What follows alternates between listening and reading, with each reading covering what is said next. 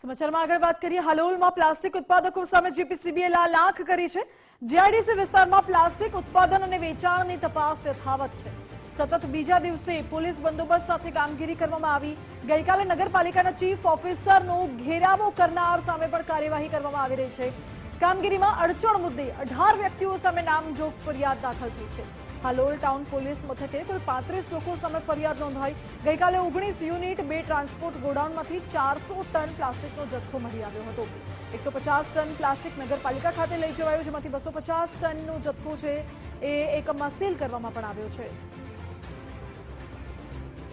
વધુ જાણકારી આપી રહ્યા છે સંવાદદાતા નામદેવ પાટીલ। જી નામદેવ, જે રાજ્ય સરકાર દ્વારા ઓછા માઇક્રોન વાળું પ્લાસ્ટિક ઉપયોગ કરવા પર પ્રતિબંધ મૂકવામાં આવ્યો છે અને મુકાયેલા પ્રતિબંધના અમલીકરણની કામગીરી તંત્ર દ્વારા પણ કરવામાં આવી રહી છે।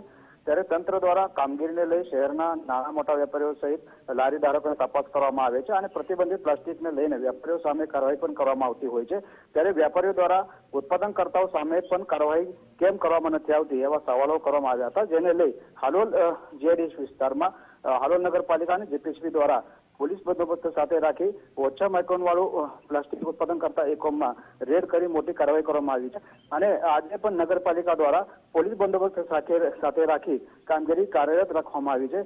તપાસ દરમિયાન કેટલાક બંધ એકમોના તાળા તોડીને અંદર તપાસ કરતા મોટા પ્રમાણમાં 10 અને 20 માઇક્રોન પ્લાસ્ટિક કેરીબેગ ટેપનો જથ્થો મળી આવ્યો હતો, જેમાં ગઈકાલે હાલોલ નગરપાલિકા અને જીપીસીબી દ્વારા હાલોલ જીડીસીમાં કુલ 19 યુનિટ અને 2 ટ્રાન્સપોર્ટ ગોડાઉનમાં ચેકિંગ કરવામાં આવ્યું હતું અને આ ચેકિંગ કામગીરી દરમિયાન કુલ 400 ટન પ્રતિબંધિત પ્લાસ્ટિકનો 7.20 કરોડનો કિંમતનો જથ્થો મળી આવ્યો છે, જેમાંથી 150 ટન હાલોલ નગરપાલિકા ખાતે લઈ જવાયો છે અને 250 ટન જથ્થો એકમમાં સીલ કરવામાં આવ્યો છે। મોટા પાયે જપ્ત કરાયેલા પ્લાસ્ટિક જથ્થાનો નાશ નહીં કરવા સાથે જનતા ઉપયોગી વસ્તુઓ બનાવવાનો નિર્ણય હાલ કરવામાં આવી રહ્યો છે।